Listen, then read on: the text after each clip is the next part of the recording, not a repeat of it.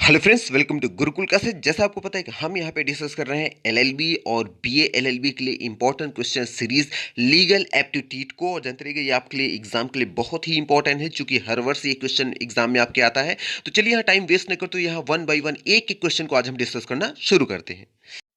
आज हमारा पहला क्वेश्चन है, दंड प्रक्रिया संहिता की किस धारा के तहत जमानती अपराध को परिभाषित किया गया है? तो देखिए ऑप्शन ए में है सीआरपीसी सेक्शन 2 का ए, या फिर ऑप्शन बी में है सीआरपीसी सेक्शन 2 का ई, या फिर ऑप्शन सी में है सीआरपीसी सेक्शन 2 का एफ, या फिर ऑप्शन डी में है सीआरपीसी सेक्शन 2 का डी। तो जानते रहिएगा हमारा जो सही आंसर है वो है ऑप्शन नंबर ए। जी हाँ, दंड प्रक्रिया संहिता की जो धारा जिसमें जमानती अपराध को परिभाषित किया गया है वो है हमारा सीआरपीसी सेक्शन 2 का ए, मतलब जो भारतीय दंड संहिता की जो धारा है वो 2 का ए है। तो इसलिए हम ऑप्शन नंबर ए को क्लिक कर देंगे।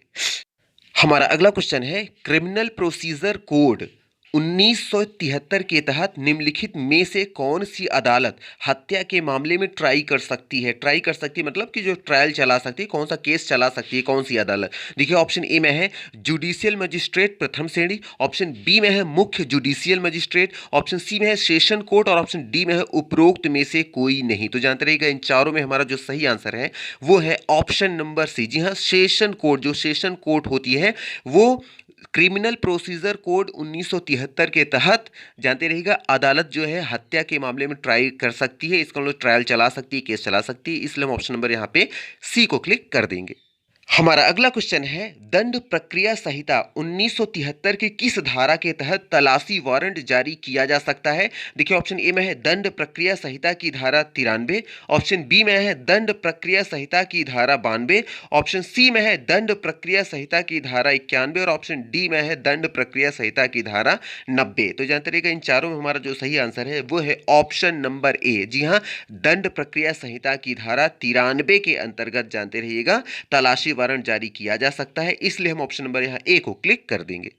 हमारा अगला क्वेश्चन है, भारतीय दंड संहिता की किस धारा के तहत सरकार शब्द को बताया गया है? मतलब जो सरकार जो शब्द है इसको कहां पे परिभाषित किया गया है कि सरकार होता क्या है? तो देखिए ऑप्शन ए में है सेक्शन 17 मतलब धारा 17, ऑप्शन बी में है सेक्शन 12, ऑप्शन सी में है सेक्शन 11, और ऑप्शन डी में है सेक्शन 15। सेक्शन का मतलब धारा होता है, इतना याद रखिएगा। तो जानते रहिए हमारा जो सही आंसर होगा इन चारों में वो है हमारा ऑप्शन नंबर ए। जी हाँ, सेक्शन जो हमारा 17 है, धारा जो 17 है, इसमें बताया गया है सरकार शब्द का मतलब। इसलिए हम ऑप्शन नंबर यहां ए को क्लिक कर देंगे। हमारा अगला क्वेश्चन है, भारतीय दंड संहिता की कौन सी धारा आत्महत्या के लिए प्रयास से संबंधित है? देखिए ऑप्शन ए में है धारा 66 का ए, ऑप्शन बी में है धारा 309, ऑप्शन सी में है धारा 311, और ऑप्शन डी में है धारा 320। तो जानते रहिएगा इन चारों में हमारा जो सही आंसर होगा वो होगा ऑप्शन नंबर बी। जी हाँ, आत्महत्या के लिए प्रयास से संबंधित जो धारा है भारतीय दंड संहिता की वो है 309, और 300 ऑप्शन नंबर बी में है, तो हमारा बी नंबर राइट आंसर हो जाएगा। हमारा अगला क्वेश्चन है, अपराध ऐसा दोष है जिसकी अनुशस्ति दंड है और जो किसी सामान्य व्यक्ति द्वारा क्षम्य नहीं है, यदि वह क्षम्य है तो केवल सम्राट द्वारा। तो क्वेश्चन कह रहा है कि निम्नलिखित में से जो नीचे दिए गए जो भी ऑप्शन है उनमें से किस किस विधि शास्त्री ने ऐसा कहा? मतलब इस बात को किसने कहा था या किसने इसको डिफाइन किया? जो डिफिनेशन टाइप का जो दिख रहा है आपको, इस बात को किसने कहा? देखिए ऑप्शन ए में है ब्लैकस्टोन, ऑप्शन बी में है ऑस्टिन, ऑप्शन सी में है केनी, ऑप्शन डी में है महात्मा गांधी। तो जानते रहिएगा इन चारों में हमारा जो सही आंसर है वो है ऑप्शन नंबर सी। जी हाँ, केनी, ये केनी ने कहा था, इसलिए हम ऑप्शन नंबर यहाँ सी को क्लिक कर देंगे। हमारा अगला क्वेश्चन है, देखिए ये भी एक स्टेटमेंट ही है। देखिए क्वेश्चन क्या कह रहा है कि अपराध एक ऐसा कृत्य है जो विधि द्वारा निषिद्ध है तथा समाज के नैतिक मनोभावों के प्रतिकूल दोनों ही होता है। अब ये स्टेटमेंट किसका है, ये किसका कथन है? देखिए ऑप्शन ए में है ब्लैकस्टोन, ऑप्शन बी में है स्टीफन, ऑप्शन सी में है पाउंड, और ऑप्शन डी में है ऑस्टिन। तो जानते रहिएगा इन चारों में हमारा जो सही आंसर होगा वो होगा ऑप्शन नंबर बी। जी हाँ, स्टीफन का ये स्टेटमेंट है, इसलिए हम ऑप्शन नंबर यहाँ बी को क्लिक कर देंगे।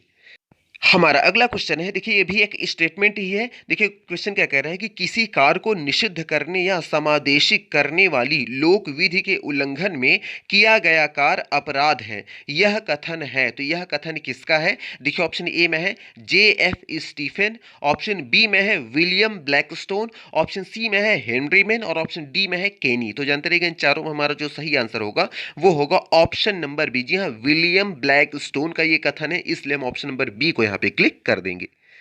हमारा अगला क्वेश्चन देखिए, देखिए हमारा अगला क्वेश्चन भी यहाँ पे भी ये भी एक स्टेटमेंट है। देखिए क्वेश्चन क्या कह रहा है कि प्राचीन समाज में दंड विधि अपराध विधि नहीं है बल्कि यह दोष विधि है, यह कथन है। तो यह कथन किसका है? देखिए ऑप्शन ए में है जे स्टेफन, ऑप्शन बी में है रसेल, ऑप्शन सी में है शमसुल हुदा, ऑप्शन डी में है हेनरी मैन। तो जानते रहिएगा इन चारों में हमारा जो सही आंसर होगा वो होगा ऑप्शन नंबर डी। जी हाँ, ये कथन ऑप्शन नंबर डी में है, हेनरी मैन का है, इसलिए हम ऑप्शन नंबर डी को यहाँ पे क्लिक कर देंगे। हमारा अगला क्वेश्चन देखिए क्या कह रहा है, ये भी एक स्टेटमेंट ही है। तो देखिए क्वेश्चन क्या कह रहा है कि एक अपकार जिसमें पैरवी शासन या उनके अधीनस्थ व्यक्तियों द्वारा की जाती है अपराध है।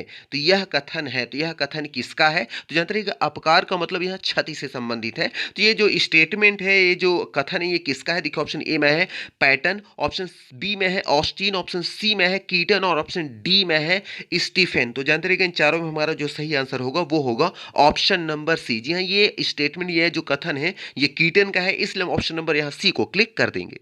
हमारा अगला क्वेश्चन देखिए क्या कह रहा है कि मेंसरिया से तात्पर्य है, जो मेंसरिया जो शब्द है इसका क्या अर्थ होता है? तो देखिए ऑप्शन ए में है आशय, ऑप्शन बी में है ज्ञान, ऑप्शन सी में है हेतु और ऑप्शन डी में है दुराशय। दुराशय मतलब किसी के लिए गलत भावना रखना, दुर्भावना रखना। तो जानते रहिए इन चारों में हमारा जो सही आंसर होगा वो होगा ऑप्शन नंबर डी। जी हाँ, मेंसरिया का से जो तात्पर्य होता है, जो मतलब होता है वो दुराशय से है, इसलिए हम यहाँ ऑप्शन नंबर डी को क्लिक कर देंगे।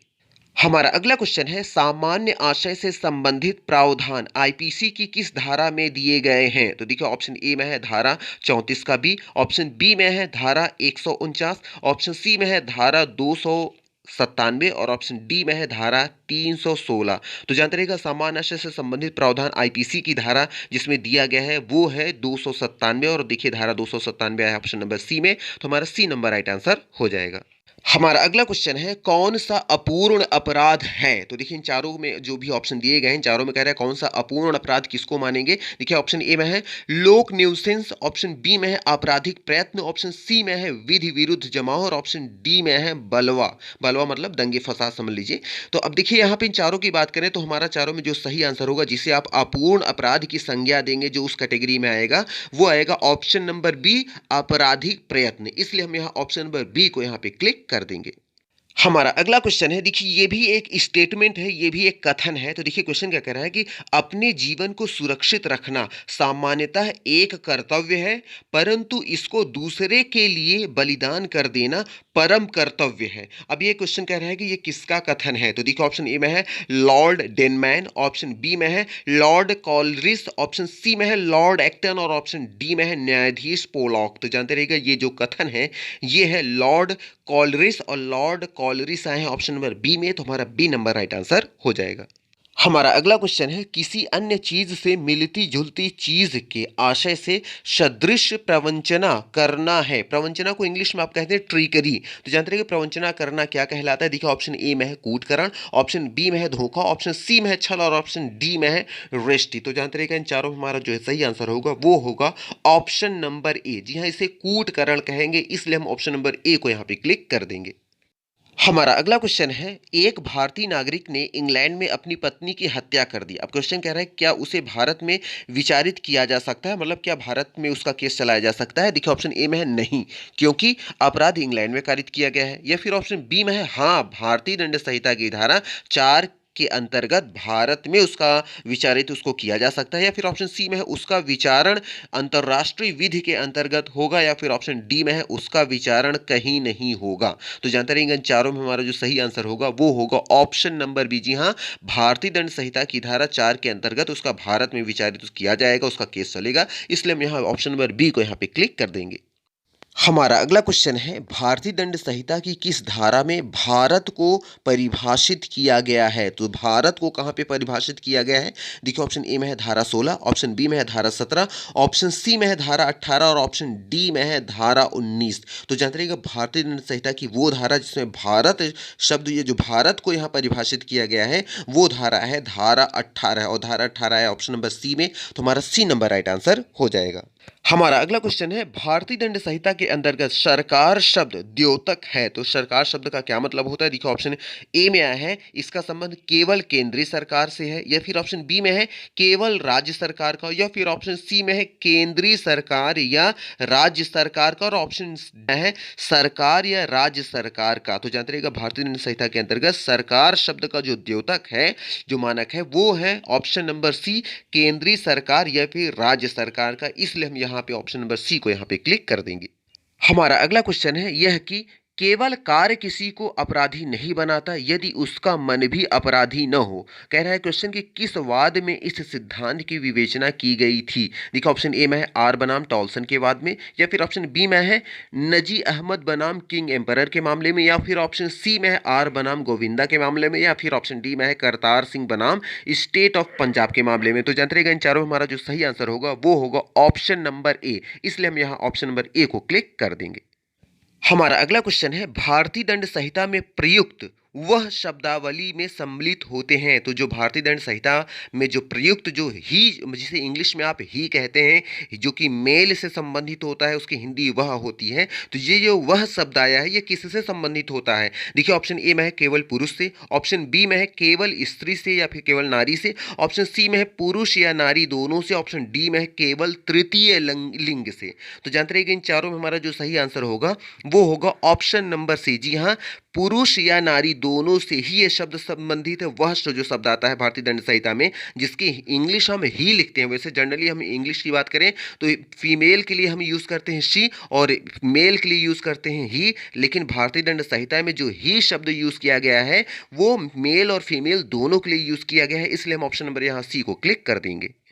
हमारा अगला क्वेश्चन है ए एक दुकानदार है, एक भिखारी उसके पास जाकर भीख मांगता है, ए उसको कुछ भी नहीं देता जिस कारण से उसकी मृत्यु हो जाती है, तो ए दोषी है। अब देखिए क्वेश्चन को फिर से समझ लीजिएगा। ये कह रहा है क्वेश्चन कि ए नाम का कोई इंसान, कोई एक दुकानदार है जिसके पास एक कोई भिखारी भीख मांगने के लिए जाता है, जो कि वो भिखारी बहुत ही भूखा रहता है और वो भीख मांगता है ए नामक दुकानदार से, लेकिन ए नामक जो दुकानदार है वो उसको भीख नहीं देता है। इस वजह से चूंकि वो जो भिखारी था बहुत भूखा था, भीख न मिलने की वजह से, उसकी भूख की वजह से उसकी मृत्यु हो जाती है। तो अब क्वेश्चन ये कह रहा है कि क्या ए जो है वो दोषी कहलाएगा, ए नामक जो दुकानदार है? देखिए ऑप्शन ए में आया है हत्या का दोषी है, ऑप्शन बी में है हत्या के प्रयास के लिए दोषी ठहराया जाएगा, या फिर ऑप्शन सी में है किसी भी अपराध के लिए दोषी नहीं ठहराया जाएगा, या फिर ऑप्शन डी में है आपराधिक मानववध जो हत्या में नहीं आता है, हत्या की कोटि में, उसके लिए अपराध उसके लिए वो ठहराया जाएगा। तो जानते रहिएगा इन चारों में हमारा जो सही आंसर होगा वो होगा ऑप्शन नंबर सी। जी हाँ, किसी भी अपराध के लिए उसे ठहराया नहीं जाएगा, दोषी नहीं ठहराया जाएगा। इसलिए हम ऑप्शन नंबर सी को यहाँ पे क्लिक कर देंगे। वैसे जानते रहिएगा अब कुछ लोग लग रहा है कि उसने बहुत गलत किया, कुछ ना कुछ दंड मिलना चाहिए। तो जानते रहिएगा ये जो उसका वहाँ पे अगर देखें दो चीज़ें होता है, एक होता है अधिकार, एक होता है कर्तव्य। तो जानते रहिएगा यहाँ पे जो था, जब हम किसी के लिए कुछ भी चीज़ करते हैं तो ये हमारा कर्तव्य होता है, हम उस चीज़ के लिए बाध्य नहीं होते, हमारी नैतिकता होता है, मानवता होती है। तो यहाँ उसकी मानवता थी कि उसको मदद करना चाहिए था। उस नज़र से देखेंगे तो बिल्कुल उसने गलत किया था, बट कानूनी रूप से अगर देखेंगे तो वो उसकी मदद करने के लिए बिल्कुल भी बाध्य नहीं था। इसलिए हम उसको कानूनी रूप से उसको दोषी ठहरा नहीं सकते। हमारा अगला क्वेश्चन है भारतीय दंड संहिता में पुल्लिंग वाचक शब्द प्रयोग किया गया है, जो प्रयोग किया गया है पुल्लिंग वाचक शब्द को, इसका मतलब किससे, इसका संबंध किससे है? तो देखिए ऑप्शन ए में है नर हेतु, ऑप्शन बी में है नारी हेतु, ऑप्शन सी में है हर व्यक्ति चाहे वह नर हो या नारी, या फिर ऑप्शन डी में है ऐसे शब्दों का प्रयोग इस संहिता में नहीं है। तो जानते रहिएगा इन चारों में हमारा जो सही आंसर होगा वो होगा ऑप्शन नंबर सी। जी हाँ, पुल्लिंग वाचक शब्द का जो प्रयोग किया गया है वो व्यक्ति के लिए किया गया है, व्यक्ति, केवल व्यक्ति के लिए, चाहे वो नर हो या फिर नारी हो। इसलिए हम ऑप्शन नंबर यहाँ सी को क्लिक कर देंगे। हमारा अगला क्वेश्चन है निम्न में से कौन लोक सेवक नहीं है? अब लोक सेवक आपको पता है कि पब्लिक सर्वेंट किस कौन है कौन नहीं है। तो देखिए यहाँ ऑप्शन ए में है राज्य का मुख्यमंत्री, ऑप्शन बी में है central board of film sensor का सभापति, या फिर ऑप्शन सी में है बीमा कंपनी का बीमा सर्वेक्षण, या फिर ऑप्शन डी में है राष्ट्रीयकृत बैंक का कर्मचारी। तो जानते रहिएगा क्वेश्चन कह रहा है कि कौन इनमें लोक सेवक नहीं है, पब्लिक सर्वेंट किसे हम नहीं कहेंगे। तो जानते रहिएगा जिसे हम नहीं कहेंगे वो है ऑप्शन नंबर सी। जी हाँ, बीमा कंपनी का बीमा सर्वेक्षण जो होता है ये लोक सेवक नहीं होता है। इसलिए हम ऑप्शन नंबर यहाँ सी को क्लिक कर देंगे। हमारा अगला क्वेश्चन भी देखिए कुछ इसी टाइप से है। देखिए क्वेश्चन क्या कह रहा है कि भारतीय दंड संहिता 1860 की धारा 21 के अनुसार निम्न में कौन लोक सेवक नहीं है, मतलब कौन पब्लिक सर्वेंट किसको नहीं मानेंगे। देखिए ऑप्शन ए में है मुख्यमंत्री व प्रधानमंत्री, ऑप्शन बी में है पद स्थापन पर नियुक्त सरकारी कर्मचारी, या फिर ऑप्शन सी में है न्यायाधीश व मजिस्ट्रेट, या फिर ऑप्शन डी में है राजकीय महाविद्यालय का प्राचार्य। तो जानते रहिएगा इन चारों में हमारा जो सही आंसर होगा वो होगा ऑप्शन नंबर बी। जी हाँ, पद स्थापन पर नियुक्त सरकारी कर्मचारी जो होते हैं वो लोक सेवक नहीं कहलाते हैं, मतलब पब्लिक सर्वेंट की कैटेगरी में उनको नहीं रखा जाता है, इसलिए हम यहाँ ऑप्शन नंबर बी को क्लिक कर देंगे। हमारा अगला क्वेश्चन देखिए वो भी कुछ इसी टाइप से है। देखिए क्वेश्चन क्या कह रहा है कि एक लोक सेवक नहीं है, तो कौन लोक सेवक नहीं है, कौन पब्लिक सर्वेंट किसको नहीं कहेंगे। देखिए ऑप्शन ए में आया है परिसमापक, या फिर ऑप्शन बी में है सिविल जज, ऑप्शन सी में है देखिए न्यायालय की सहायता कर रहा पंचायत सदस्य, या फिर ऑप्शन डी में है सहकारी समिति का सचिव। तो जानते रहिएगा इन चारों की बात करें जो लोक सेवक जो पब्लिक सर्वेंट की कैटेगरी में नहीं रखा गया है जिसे, वो है ऑप्शन नंबर डी। जी हाँ, सहकारी समिति का सचिव जो होता है ये लोक सेवक नहीं होता, इसलिए ऑप्शन नंबर यहाँ डी को हम क्लिक कर देंगे। हमारा अगला क्वेश्चन है कौन मूल्यवान प्रतिभूति नहीं है। देखिए ऑप्शन ए में है किसी बीमाकृत पार्सल की डाक रसीद, या फिर ऑप्शन बी में है एक किराया पत्र, या फिर ऑप्शन सी में है वचन पत्र, या फिर ऑप्शन डी में है तलाक का विलेख पत्र। तो जानते रहिएगा इन चारों में हमारा जो सही आंसर होगा वो होगा ऑप्शन नंबर ए। जी हाँ, किसी बीमाकृत पार्सल की जो डाक रसीद होती है वो मूल्यवान प्रतिभूति उसे नहीं माना जाता है, इसलिए हम ऑप्शन नंबर यहाँ ए को क्लिक कर देंगे। हमारा अगला क्वेश्चन है बच्चे की वह विधिक स्थिति है जो उसकी माता की संपत्ति के उत्तराधिकार और दाय का अवधारणा करती है। तो यह कह रहा है, क्वेश्चन कह रहा है कि यह किस विधि के से संबंधित है। देखिए ऑप्शन ए में है मुस्लिम शास्त्रीय विधि से, या फिर ऑप्शन बी में है हिंदू शास्त्रीय विधि से, या फिर ऑप्शन सी में है ए तथा बी दोनों से, या फिर ऑप्शन डी में है इनमें से कोई नहीं। तो जानते रहिएगा हमारा जो सही आंसर होगा वो होगा ऑप्शन नंबर ए। जी हाँ, ये संबंधित है मुस्लिम शास्त्रीय विधि से, इसलिए हम ऑप्शन नंबर यहाँ ए को क्लिक कर देंगे।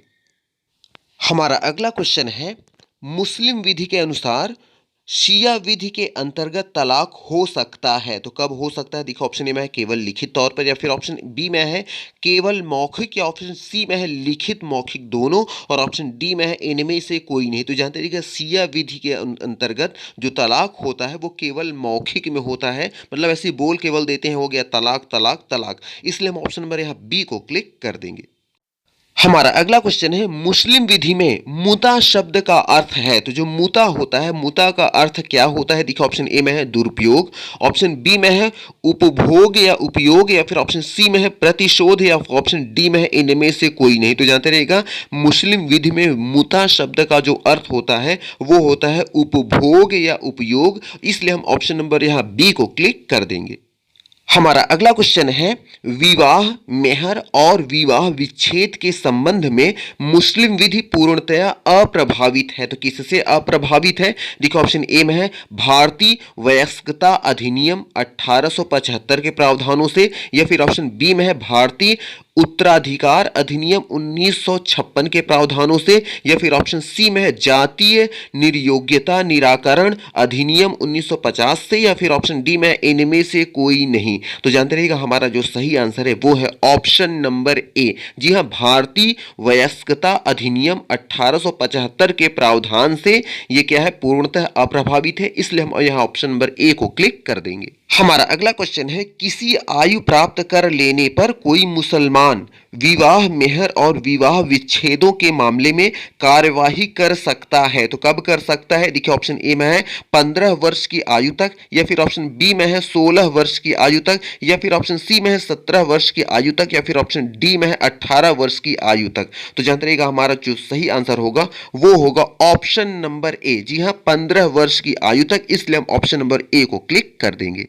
हमारा अगला क्वेश्चन है मुस्लिम विधि के अनुसार वसीयत के द्वारा हिबा वसीयत कर्ता के किस स्थिति के उपरांत प्रभावी होता है? देखिए ऑप्शन ए में है वसीयत कर्ता की मृत्यु के उपरांत, ऑप्शन बी में है वसीयत करने के तत्काल बाद, या फिर ऑप्शन सी में है वसीयत के प्रभाव में आने के बाद, या फिर ऑप्शन डी में है इनमें से कोई नहीं। तो जानते रहिएगा इन चारों में हमारा जो सही आंसर होगा वो होगा ऑप्शन नंबर ए। जी हाँ, वसीयत कर्ता के मृत्यु के उपरांत ही ये प्रभावी होता है, इसलिए हम ऑप्शन नंबर ए को क्लिक कर देंगे। हमारा अगला क्वेश्चन है मुस्लिम विधि के अनुसार जब हिबा करने वाले की ओर से वास्तविक या सद्भावपूर्ण आशय न हो तो हिबा होगा। तो क्या होगा? देखिए ऑप्शन ए में है शून्य होगा, या फिर ऑप्शन बी में है शून्य करणीय होगा, या फिर ऑप्शन सी में है परम शून्य होगा, या फिर ऑप्शन डी में है इनमें से कोई नहीं। तो जानते रहिएगा जब हिबा करने वाले की ओर से वास्तविक या सद्भावपूर्ण आशय न हो तो हिबा जो होता है वो शून्य हो जाता है, और शून्य की बात आई है ऑप्शन नंबर ए में, तो हमारा ए नंबर राइट आंसर हो जाएगा। हमारा अगला क्वेश्चन है मुस्लिम विधि के अनुसार किसी व्यक्ति की अपनी संपत्ति संबंधी दूसरे की आशी घोषणा करता है तो वो क्या कहलाता है? देखिए ऑप्शन ए में है इकरारनामा, या फिर ऑप्शन बी में है वसीयत, या फिर ऑप्शन सी में है ए बी दोनों, या फिर ऑप्शन डी में है इनमें से कोई नहीं। तो जानते रहिएगा इन चारों में हमारा जो सही आंसर होगा वो होगा ऑप्शन नंबर बी। जी हाँ, वो वसीयत कहलाती है, इसलिए हम ऑप्शन नंबर बी को क्लिक कर देंगे। हमारा अगला क्वेश्चन है मुस्लिम विधि के अनुसार सर्वप्रथम किसी व्यक्ति की मृत्यु होने पर खुलती है तो क्या खुलती है? देखो ऑप्शन ए में है संदाय, ऑप्शन बी में है दाय, ऑप्शन सी में है अपरिहार्य, या फिर ऑप्शन डी में है इनमें से कोई नहीं। तो जानते रहिएगा सर्वप्रथम किसी व्यक्ति की मृत्यु होने पर जो खुलती है मुस्लिम विधि के अनुसार उसे हम दाय कहते हैं, और दाय आया ऑप्शन नंबर बी में, तो हमारा बी नंबर राइट आंसर हो जाएगा। हमारा अगला क्वेश्चन है मुस्लिम विधि के अनुसार अग्रक्रय का दूसरा नाम है, जो अग्रक्रय होता है इसका दूसरा नाम क्या होता है मुस्लिम विधि के अनुसार? देखिए ऑप्शन ए में है गुफा, ऑप्शन बी में है शुफा, ऑप्शन सी में है अधिकार, ऑप्शन डी में है उपयुक्त सभी। तो जानते रहिएगा मुस्लिम विधि के अनुसार अग्रक्रय का जो दूसरा नाम होता है उसे कहते हैं शुफा, और शुफा आया ऑप्शन नंबर बी में, तो हमारा बी नंबर राइट आंसर हो जाएगा। हमारा अगला क्वेश्चन है हिंदू विधि के अनुसार हिंदू विवाह के पक्षकारों तथा अन्य हिंदू संबंधियों के बीच उत्तराधिकार संबंधी विधि प्रावधानित करती है। क्या प्रावधानित करती है? देखो ऑप्शन ए में है हिंदू उत्तराधिकार अधिनियम 1956, ऑप्शन बी में है हिंदू विवाह अधिनियम 1955, या फिर ऑप्शन सी में है विशेष विवाह अधिनियम 1954, या फिर ऑप्शन डी में है इनमें से कोई नहीं। तो इन चारों में हमारा जो सही आंसर होगा वो होगा ऑप्शन नंबर ए। जी हाँ, हिंदू उत्तराधिकार अधिनियम 1956 जो होगा ये हमारा राइट आंसर होगा, इसलिए हम ए नंबर को क्लिक कर देंगे। हमारा अगला क्वेश्चन है विवाहिता हिंदू महिला को अपने पति से पृथक रहने तथा भरण पोषण प्राप्त करने का अधिकार प्राप्त हुआ कब हुआ? देखिए ऑप्शन ए में है 1945 में, ऑप्शन बी में है 1946 में, ऑप्शन सी में है 1948 में, और ऑप्शन डी में है 1947 में। तो जानते रहिए कि इन चारों में हमारा जो सही आंसर होगा वो होगा ऑप्शन नंबर सी। जी हाँ, 1948 में भरण पोषण से संबंधित जो अधिकार मिला था वो मिला था हिंदू महिला को, इसलिए हम ऑप्शन नंबर यहाँ सी को क्लिक कर देंगे। हमारा अगला क्वेश्चन देखिए क्या कह रहा है कि न्यायिक पृथक्करण का उपचार प्राचीन हिंदू विधि में मान्य नहीं था। तो कहां पे मान्य नहीं था? देखो ऑप्शन ए में है धारा 10, ऑप्शन बी में है धारा 11, ऑप्शन सी में है धारा 12, ऑप्शन डी में है धारा 13। तो जानते रहिएगा न्यायिक पृथक्करण का उपचार प्राचीन हिंदू विधि में जो मान्य नहीं था वो था धारा 10 में, और धारा 10 आया है ऑप्शन नंबर ए में, तो हमारा ए नंबर राइट आंसर हो जाएगा। हमारा अगला क्वेश्चन है हिंदू विधि के अनुसार शून्यकरण विवाह से संबंधित है तो कौन से जो संबंधित है वो किस धारा से संबंधित है? देखो ऑप्शन ए में है धारा 12, ऑप्शन बी में है धारा 13, ऑप्शन सी में है धारा 10, और ऑप्शन डी में है धारा 14। तो जानते रहिएगा शून्यकरण विवाह जो संबंधित है ये संबंधित है धारा 12 से, और धारा 12 की बात आई ऑप्शन नंबर ए में, तो हमारा ए नंबर राइट आंसर हो जाएगा। हमारा अगला क्वेश्चन है हिंदू विधि के अनुसार कोई अवयस्क किसी अन्य अवयस्क की संपत्ति का संरक्षक होने के लिए सक्षम नहीं होगा। तो ये बात किस धारा में कही गई है? देखिए ऑप्शन ए में है धारा 9, ऑप्शन बी में है धारा 11, ऑप्शन सी में है धारा 10, और ऑप्शन डी में है धारा 12। तो जानते रहिए कि ये जो बात कही गई है ये है धारा 10, और धारा 10 की बात आई है ऑप्शन नंबर सी में, तो हमारा सी नंबर राइट आंसर हो जाएगा। हमारा अगला क्वेश्चन है हिंदू विधि के अनुसार दाम्पत्य अधिकारों की पुनर्स्थापना से संबंधित है। तो कौन सा संबंधित है, कौन धारा संबंधित है? देखो ऑप्शन ए में है धारा 9, ऑप्शन बी में है धारा 10, ऑप्शन सी में है धारा 8 और ऑप्शन डी में है धारा 12। तो जानते रहिएगा दाम्पत्य अधिकारों की पुनर्स्थापना से जो संबंधित धारा है वो है धारा 9 और धारा 9 की बात आई ऑप्शन नंबर ए में, तो हमारा ए नंबर राइट आंसर हो जाएगा। हमारा अगला क्वेश्चन है हिंदू विधि के अनुसार हिंदू विवाह के पंजीकरण के लिए राज्य सरकार को आवश्यक नियम निर्मित करने की शक्ति प्रदान करता है। तो कौन सी धारा प्रदान करती है? देखो ऑप्शन ए में है धारा 7, ऑप्शन बी में है धारा 8, ऑप्शन सी में है धारा 9 और ऑप्शन डी में है धारा 10। तो जानते रहिएगा हमारा जो सही आंसर होगा वो होगा ऑप्शन नंबर बी। जी हाँ, धारा 8 जो है ये हिंदू विवाह के पंजीकरण के लिए राज्य सरकार को आवश्यक नियम निर्मित करने की शक्ति प्रदान करती है, इसलिए हम ऑप्शन नंबर बी को यहां पे क्लिक कर देंगे। हमारा अगला क्वेश्चन है हिंदू विवाह अधिनियम 1955 के पूर्व पारित किया गया था। तो क्या उसके मतलब जो हिंदू विवाह अधिनियम जो 1955 है इससे पहले कौन सा अधिनियम पारित किया गया था? देखो ऑप्शन ए में है विशेष विवाह अधिनियम 1954, या फिर ऑप्शन बी में है आधुनिकता प्रथाएं, ऑप्शन सी में है ए तथा बी दोनों और ऑप्शन डी में है इनमें से कोई नहीं। तो जानते रहिएगा इन चारों में हमारा जो सही आंसर होगा वो होगा ऑप्शन नंबर ए। जी हाँ, हिंदू विवाह अधिनियम 1955 की से पूर्व जो पारित किया गया था वो था विशेष विवाह अधिनियम 1954, इसलिए हम ऑप्शन नंबर ए को यहां पे क्लिक कर देंगे। हमारा अगला क्वेश्चन है हिंदू अवयस्कता तथा संरक्षण अधिनियम प्रवर्तन में आया। तो कब प्रवर्तन में आया था हिंदू अवयस्कता तथा संरक्षण अधिनियम? देखिए ऑप्शन ए में है 27 अगस्त 1956, या फिर ऑप्शन बी में है 28 अगस्त 1956, या फिर ऑप्शन सी में है 29 अगस्त 1956, या फिर ऑप्शन डी में है 25 अगस्त 1956 को। तो जानते रहिएगा जो हमारा सही आंसर होगा वो होगा ऑप्शन नंबर डी। जी हाँ, 25 अगस्त 1956 को हिंदू अवयस्कता एवं संरक्षण अधिनियम प्रवर्तन में आया, इसलिए हमारा ऑप्शन नंबर जो डी होगा हम डी नंबर ऑप्शन को क्लिक करें। हमारा अगला क्वेश्चन है हिंदू विवाह अधिनियम 1955 को 18 मई को सहमति प्राप्त हुई। तो किसकी सहमति प्राप्त हुई थी हिंदू विवाह अधिनियम 1955 को? तो देखिए ऑप्शन ए में है राष्ट्रपति की सहमति, या फिर ऑप्शन बी में है उपराष्ट्रपति की सहमति, ऑप्शन सी में है प्रधानमंत्री की सहमति, ऑप्शन डी में है विधि आयोग की सहमति। तो जानते रहिएगा हिंदू विवाह अधिनियम 1955 को 18 मई को जो सहमति प्राप्त हुई थी वो प्राप्त हुई थी राष्ट्रपति की, और राष्ट्रपति की बात आई ऑप्शन नंबर ए में, तो हमारा ए नंबर राइट आंसर हो जाएगा। हमारा अगला क्वेश्चन है हिंदू उत्तराधिकार अधिनियम है तो कौन सा है? देखो ऑप्शन ए में है हिंदू उत्तराधिकार अधिनियम 1956, ऑप्शन बी में है हिंदू वयस्कता अधिनियम 1937, या फिर ऑप्शन सी में है हिंदू विवाह अधिनियम 1955, या फिर ऑप्शन डी में है इनमें से कोई नहीं। तो जानते रहिएगा हिंदू उत्तराधिकार अधिनियम जो है वो है ऑप्शन नंबर ए। जी हाँ, हिंदू उत्तराधिकार अधिनियम 1956 को हिंदू उत्तराधिकार अधिनियम कहा जाता है, इसलिए ऑप्शन नंबर यहाँ ए को हम क्लिक कर देंगे। हमारा अगला क्वेश्चन है हिंदू विधि के अनुसार विधवा पुत्र वधु भरण पोषण की मांग तभी कर सकती है जबकि वह अभी भी हिंदू है या पुनर्विवाहित नहीं किया गया है। देखिए ये बात कहाँ बताई गई, इसका जो जिक्र मिलता है वो कहाँ मिलता है, किस धारा में? देखिए ऑप्शन ए में है धारा 19 का 1, या फिर ऑप्शन बी में है धारा 20, ऑप्शन सी में है धारा 21, या फिर ऑप्शन डी में है धारा 25। तो जानते रहिएगा विधवा पुत्र वधु भरण पोषण की मांग तभी कर सकती है जबकि वह अभी भी हिंदू है या पुनर्विवाहित नहीं है। यह जो बात बताई गई है ये बताई गई धारा 19 के 1 में, और 19 का 1 है ऑप्शन नंबर ए में, तो हमारा ए नंबर राइट आंसर हो जाएगा। हमारा अगला क्वेश्चन है हिंदू अवयस्क के नैसर्गिक संरक्षक का प्रावधान करती है तो कौन सी धारा प्रावधान करती है? देखो ऑप्शन में है धारा 6, ऑप्शन बी में है धारा 7, ऑप्शन सी में है धारा 8 और ऑप्शन डी में है धारा 5। तो जानते रहिएगा हिंदू अवयस्क के नैसर्गिक संरक्षण का जो प्रावधान करती है वो करती है धारा 6, और धारा 6 की बात आई ऑप्शन नंबर ए में, तो हमारा ए नंबर राइट आंसर हो जाएगा।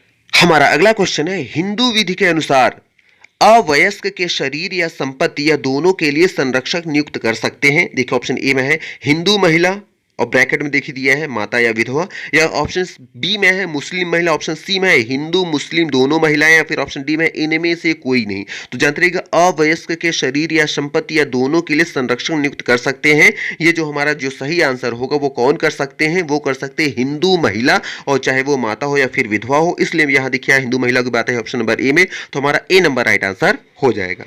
हमारा अगला क्वेश्चन है, हिंदू विधि के अनुसार वशीयती संरक्षक तथा उसकी शक्तियों पर सीमा आरोपित करता है। कौन सीमा आरोपित करता है, कौन सी वो धारा है? देखो ऑप्शन ए में है धारा 9, ऑप्शन बी में है धारा 7, ऑप्शन सी में है धारा 8 और ऑप्शन डी में है धारा 5। तो जानते हैं कि वसीयत संरक्षण तथा उसकी शक्तियों पर जो सीमा आरोपित करता है वो जो धारा है वो है धारा 9, और धारा 9 की बात आई ऑप्शन नंबर ए में, तो हमारा ए नंबर राइट आंसर हो जाएगा। हमारा अगला क्वेश्चन है, हिंदू विधि के अनुसार विवाह के दोनों पक्षों को न्यायिक पृथक्करण की मांग करने का अधिकार है। तो पृथक करने की मांग करने का अधिकार किस धारा के अंतर्गत है? देखिए ऑप्शन ए में है धारा 10 के अंतर्गत, ऑप्शन बी में है धारा 101 के अंतर्गत, ऑप्शन सी में है धारा 9 के अंतर्गत और ऑप्शन डी में है धारा 1 के अंतर्गत। तो जानते रहिए विवाह के दोनों पक्षों को न्यायिक पृथक्करण की मांग करने का जो अधिकार है वो है धारा 10 के अंतर्गत, और धारा 10 की बात आई ऑप्शन नंबर ए में, तो हमारा ए नंबर राइट आंसर हो जाएगा। हमारा अगला क्वेश्चन है, हिंदू विधि के अनुसार संरक्षक शब्द को परिभाषित करती है। तो कौन सा धारा जो है संरक्षक शब्द को परिभाषित करती है? देखो ऑप्शन ए में है धारा 4, ऑप्शन बी में है धारा 3, ऑप्शन सी में है धारा 5 और ऑप्शन डी में है धारा 6।